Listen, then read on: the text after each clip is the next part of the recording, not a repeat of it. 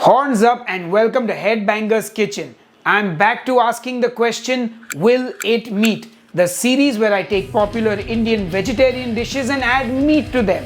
And the dish we're going to meatify today is Pav Bhaji. So Pav Bhaji is a popular Mumbai street food dish that is made by smashing boiled vegetables with some butter and some spices, and then it is served with a local bread called pav. It's an absolutely delicious dish, and today we're going to jazz it up with some meat.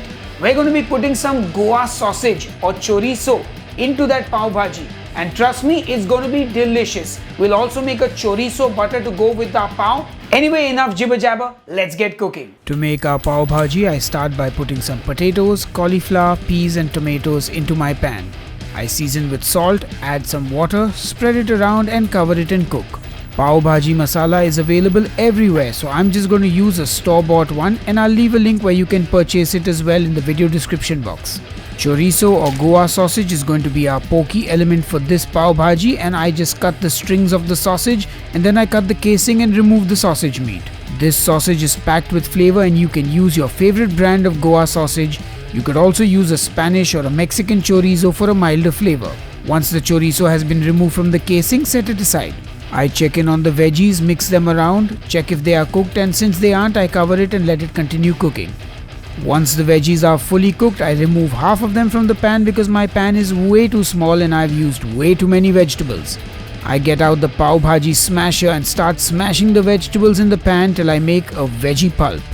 Then I take the smasher and smash the other half of the veggies that I transferred into a bowl, and then I put all the smashed veggies from the pan into the bowl, but I realized I used way too many vegetables, so for this recipe I'm going to use half of this, and in the blog post on Headbanger's Kitchen I'll write out the correct measurements. Then in the same pan I add the chorizo on a low heat and start to saute it.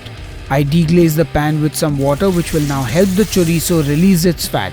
The water will cook down and then the chorizo oil will be released and the chorizo will be frying in its own fat. Since this is a lot of chorizo oil, I don't want a very oily Pav Bhaji, so I will remove most of it from the pan and set it aside. But don't throw it away, we need that oil later. Then in goes some butter because you can't have Pav Bhaji without butter. Cumin seeds as well and chopped red onions. Now saute this for a minute or two and then we add in some coriander, green bell pepper, garlic paste, Kasuri Methi or fenugreek leaves, turmeric, Kashmiri red chilli powder and Pav Bhaji masala, and then saute for another minute or two. I squeeze in a bit of lime and then I add half the mashed vegetable mixture. Then I add water to that, give it a good mix, cover and cook for 4 to 5 minutes. Open it up and smash that bhaji like you smash the discrimination against meat eaters in India. Now to get that street style red color in the Pav Bhaji, I add some red food color, which is optional. I season with salt and give it another round of smashing. And our bhaji is ready. But first, a special chorizo butter will be made by adding that chorizo fat we saved from earlier along with some fresh coriander, some Pav Bhaji masala, and then whisk it all together to make an incredible chorizo butter. For my non-Indian friends, we eat this with something called pav, which is a local bread that I am going to cut down the middle and then butter it with that chorizo butter. I get my tawa on the stove and then place my pav buttered side down. Put a little butter on the flip side before flipping it over. Once it's toasted to my liking, I get it off the stove. Now it's time to plate up the Pav Bhaji, and I am using this special steel plate which I have only used once before in my life for the keto Pav Bhaji. We serve the Pav Bhaji with some raw onions mixed with coriander, a wedge of lime and the buttered pav. A bit of that chorizo oil, a knob of butter and a sprinkle of coriander to make it look picture perfect. And that is our pork Pav Bhaji made with Goa sausage, all done and ready. It looks like regular Pav Bhaji. Of course I gotta get some of that buttery pav, dip it in the bhaji and make a bite and chow down. Delicious. But anyway, time for the official taste test. I'm Bhavita. I am a law student. So I'm Rahul Mane. I am from Navi Mumbai and I'm into IT. I'm Bhavya and I'm a lawyer. I am Craig Chester Fernandez. I am 27 and I am a musician and an actor, stage actor. Awesome. So I have to ask you, Pav Bhaji, have you eaten it? Do you like it? Of course I've had it, yeah, and it depends on the place, really, but yeah, I do love Pav Bhaji, a good one especially. Yes. Yeah. Half of my college life went on it. Eating pav bhaji. Yes. Okay. And so I'm assuming you like it, or are you sick of it now? Definitely. Okay. Never sick of pav bhaji. And what if I told you I was feeding you a pokey pav bhaji with chorizo? I'd say interesting. It's something I would never have thought of as a combo, but I'm very interested to see how this turns out for sure. I feel very excited. That would be great. And two things I love that are combined. That's going to be interesting. I like it. I really like it. Holy shit. Sorry, am I allowed to swear? It's okay. This is really nice. This is the smell that I've been inhaling ever since I walked into this house. Smells very nice. Okay, I'm getting flashbacks. Flashback to college or flashback to Goa? Both. All the happy flashbacks. It is very interesting. I never thought pav bhaji could be non-vegetarian, but I do approve. I really like this combo. I got a piece of pork now. It's very nice. I think I've had other meats way more than pork, like chicken, mutton, and more seafood. Because sometimes the pork is not that tender in a lot of places. But this one is nicely soft.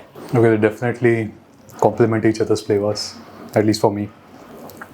And the lemon, it just brings them together. It's somehow going really well. And there's still the original pav bhaji taste in it also. So what I love the most about this is the chorizo flavors are there, but they're not overpowering the pav bhaji in any way. They're like just there in the background. And if you manage to get like a piece of pork, then you really taste it. But otherwise it mixes together so well, because at the end of the day, pav bhaji is onion and stuff that would mix with like chorizo. You could mix it and it wouldn't be out of place. I really like that. It's not too sweet. It's definitely still got some spice to it. I don't know how you would feel with this, but with the onion, with some lime, it really tastes damn good. I can see the masala sprinkled in the pav. Okay, this is really nice. This is a really good combination. I've never had it before. It's the first time having it and love it. I love it. It's very nice and crispy. And slightly salty also because of the butter. sauce. Lots of butter on the... That I can see. I really enjoyed this. I didn't think this would be something that would be this good, definitely. I thought it'd be okay, interesting. But it actually tastes like I might just like do this myself someday. This is very nice. You're making normal pav bhaji seem too mundane for me now. Excellent. Hopefully you will eat all your pav bhaji like this. If I definitely will. Loved it. Like the combination was completely unexpected, but it works really well. And thank you for letting me experience something that brings up so many happy memories from my past. And if you had to rate this on a scale of 1 to 10, what would you rate it? I think 10 out of 10. I think I'll rate it 8.5 because I really like the addition of pork in pav bhaji. That is definitely 100% an improvement. It's just a little bit on the more tangy side for me personally, but otherwise as a dish it's pretty great. So I'd say it completely blew me away. It's something I didn't think would work. I don't know what you would call this, what sort of fusion, but I would definitely give this a 10. Like I would make this like every time we made Goa sausage at home, I'd probably save some chorizo and mix it with some pav bhaji. Definitely like a must try. And 9.5. As you say, nothing in life is perfect, but this is damn close. Hey folks, normally at the end of the video, I taste the dish.